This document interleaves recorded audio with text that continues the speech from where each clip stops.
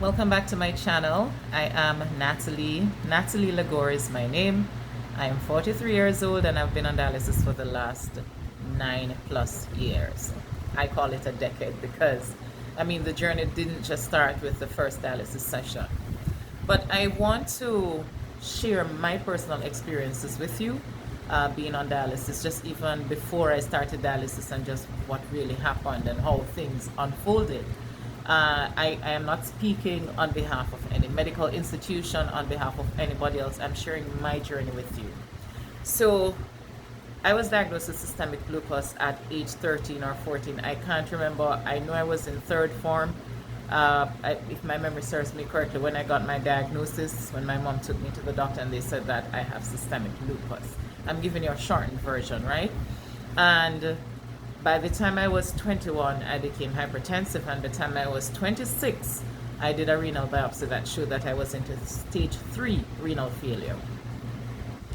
Fast forward to 2010, I moved to Trinidad and Tobago, and I think it was by 2012 I got really sick. When I say really sick, I mean vomiting, diarrhea, loss of weight, hair loss, loss of taste, loss of smell, pain, not being able to tolerate a lot of things, not having a lot of energy, just all of that. It was really bad. And I was told then that I needed to go on dialysis, and I said no. I was in the clinic. I was going to Port Spain General Hospital at the time, and just going to the clinic, getting updated, but really and truly, I honestly can't remember if anybody told me that I would eventually have to go on dialysis when I was in clinic. I don't remember. And sometimes you learn why I don't remember certain things and why I do remember other stuff. But 2014, by 2014, I was so sick that I decided to resign my job. And shortly after handing in my resignation letter, I went home one evening. So I handed in my resignation letter. I was supposed to work out that month, and I remember going home one evening and falling asleep on my recliner and getting up not being able to breathe, and just calling my co-worker at the time, because I don't have any biological family here in Trinidad and Tobago, though I do have a lot of people who help me out. Y'all know that. And my co-worker Darian Marcel at the time called the ambulance, and by the time the ambulance got by me, I was feeling better. I was feeling a little bit better. So I was trying to convince them, oh no, I'm good. You can go. And God bless those ambulance workers, whoever they were. I don't remember their names. I don't remember their faces. But they stayed and calmly, quietly insisted that I go to the hospital. And I did. And before I even got to the hospital, I was in the middle of a panic attack. Now imagine having a panic attack at the same time already having breathing issues. I cannot describe to you what that feels like.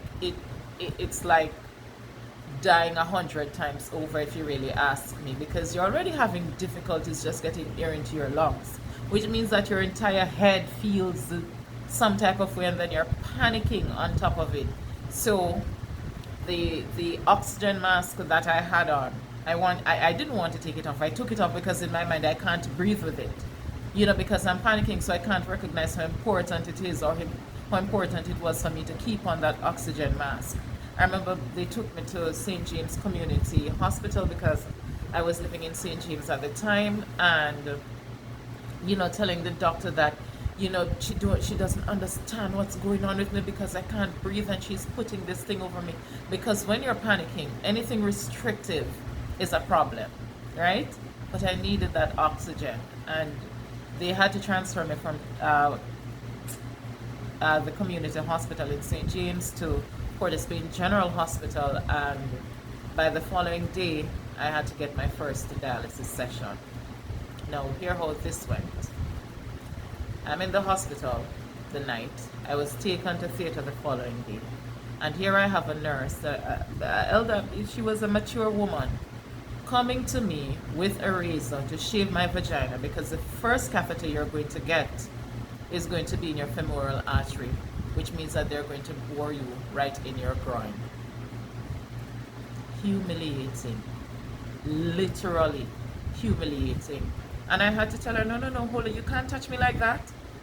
I'll do it myself, right? And so I decided to shave my vagina myself.